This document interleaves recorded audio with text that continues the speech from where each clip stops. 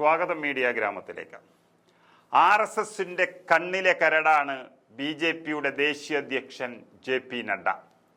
ലോക്സഭാ തെരഞ്ഞെടുപ്പിന് തൊട്ടു മുൻപ് ഇനി RSSന്റെ പിന്തുണയില്ലാതെ BJPക്ക് നിൽക്കാമെന്ന് മാധ്യമങ്ങൾക്ക് മുൻപിൽ വെട്ടിത്തുറന്നു പറയാൻ നഡ്ഡ ധൈര്യം കാണിച്ചിരുന്നു.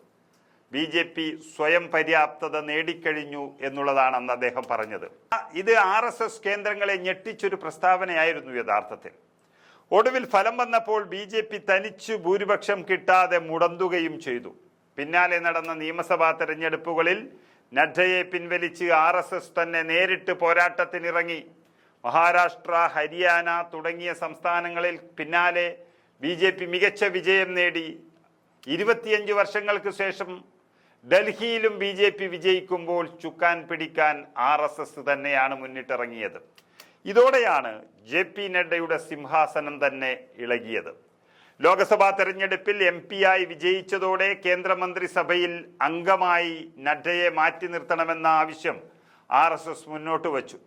ഇത് വാക്കാൽ സമ്മതിച്ച BJP മാസങ്ങൾക്കിപ്പുറം നഡ്ഡയെ മാറ്റി നിർത്തുകയാണ്. പുതിയ അധ്യക്ഷൻ ഈ മാസം പകുതിയോടെ ചുമതലയേൽക്കുമെന്നാണ് ഡൽഹിയിൽ നിന്നുള്ള റിപ്പോർട്ടിൽ വ്യക്തമാക്കുന്നത്. നേരത്തെ നമ്മളത് സൂചിപ്പിക്കുകയും ചെയ്തു. ഇപ്പോൾ നടക്കുന്ന പാർലമെന്റ് സമ്മേളനം അവസാനിച്ചാൽ ഉടൻ തന്നെ BJPയുടെ പ്രസിഡന്റിനെ തെരഞ്ഞെടുക്കാനുള്ള പ്രക്രിയ ആരംഭിക്കാൻ പോവുകയാണ്. പ്രസിഡന്റിന് വേണ്ടിയുള്ള തെരഞ്ഞെടുപ്പ് പ്രക്രിയ പുരോഗമിക്കുകയാണെന്നും വൃത്തങ്ങൾ വ്യക്തമാക്കുന്നു. ഇന്ത്യ എന്ന ഏറ്റവും പ്രധാനപ്പെട്ട ജനാധിപത്യ രാഷ്ട്രത്തിൽ ഇന്ത്യ ഭരിക്കുന്ന പാർട്ടിയും ജനാധിപത്യ പ്രക്രിയയിലേക്ക് കടക്കുകയാണ്. ഈ പ്രക്രിയ മാർച്ച് 15-ന് അവസാനിക്കേണ്ടതായിരുന്നു. എന്നാൽ പാർലമെന്റ് സമ്മേളനം സ്വാഭാവികമായും വീണ്ടും കാലതാമസം വരുത്തി എന്നുള്ളത് BJP നേതൃത്വങ്ങൾ തന്നെ അറിയിക്കാതെ നമുക്കറിയാം. 13 സംസ്ഥാനങ്ങളിലെ സംഘടനാ തെരഞ്ഞെടുപ്പ് പൂർത്തിയായ ശേഷം അതത് സംസ്ഥാനത്തെ പ്രസിഡന്റുമാരുടെ പേരുകൾ പ്രഖ്യാപിച്ചു കഴിഞ്ഞു. അടുത്ത ഒരാഴ്ചക്കുള്ളിൽ UP, കർണാടക, തമിഴ്നാട്, പശ്ചിമ ബംഗാൾ എന്നിവയുൾപ്പെടെ ശേഷിക്കുന്ന മിക്ക സംസ്ഥാനങ്ങളിലെയും സംസ്ഥാന പ്രസിഡന്റുമാരുടെ പേരുകൾ പ്രഖ്യാപിക്കാൻ പോവുകയാണ്.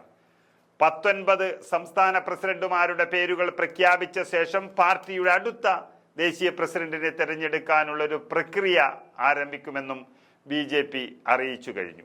BJP പ്രസിഡന്റിന്റെ തെരഞ്ഞെടുപ്പിന് 50% സംസ്ഥാനങ്ങളിലും സംഘടനാ തെരഞ്ഞെടുപ്പ് അനിവാര്യമാണെന്നതാണ് BJPയുടെ ചട്ടം. അതുകൊണ്ട് മാത്രമാണ് ലോക്സഭാ തെരഞ്ഞെടുപ്പിന് തൊട്ടു പിന്നാലെ നഡ്ഡയുടെ സ്ഥാനം തെറിക്കാതെയിരിക്കുന്നതെന്നും നമുക്ക് കാണാം.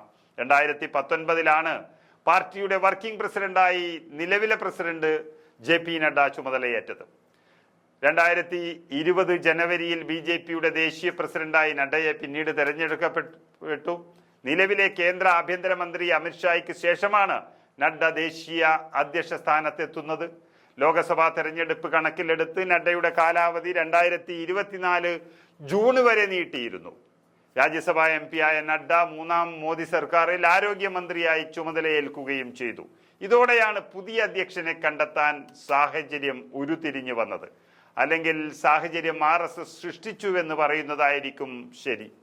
ലോക്സഭാ തെരഞ്ഞെടുപ്പിലെ തിരിച്ചടി മൂലം ലോക്സഭയിൽ ഒറ്റയ്ക്ക് ഭൂരിപക്ഷം നഷ്ടപ്പെട്ട BJPക്ക് പുതിയ അധ്യക്ഷനെ തെരഞ്ഞെടുക്കുന്നതിൽ ചില മാനദണ്ഡങ്ങൾ പാലിക്കേണ്ടതുണ്ട്. ശരിയായ ജാതി സംയോജനം, ഭാഷാ തർക്കത്തിന്റെയും അതിർത്തി നിർണയത്തിന്റെയും പേരിലുള്ള വടക്ക് തെക്ക് വ്യത്യാസം എന്നിവ പാർട്ടിക്ക് കൈകാര്യം ചെയ്യേണ്ടതുണ്ട്. ഉത്തർപ്രദേശിൽ പിന്തുണ അടിത്തറ ശക്തിപ്പെടുത്താനുള്ള സമ്മർദ്ദവുമുണ്ട്. പുതിയ പ്രസിഡന്റ് UP-യിൽ നിന്നായിരിക്കാനുള്ള സാധ്യതയും അതുമൂലം കാണുകയും ചെയ്യുന്നു. ഏതായാലും JP നഡ്ഡ എന്ന RSSന്റെ കണ്ണിലെ കരട് പുറത്തേക്ക് പോകുമ്പോൾ പിന്നീട് അവിടെ ആ കസേരയിലേക്ക് എത്തുന്നത് ഒരു RSS അനുഭാവി അല്ലെങ്കിൽ RSS പറഞ്ഞെടുത്തു നിൽക്കുന്ന ഒരാളായിരിക്കും എന്നുള്ളതിൽ യാതൊരു സംശയവും വേണ്ട.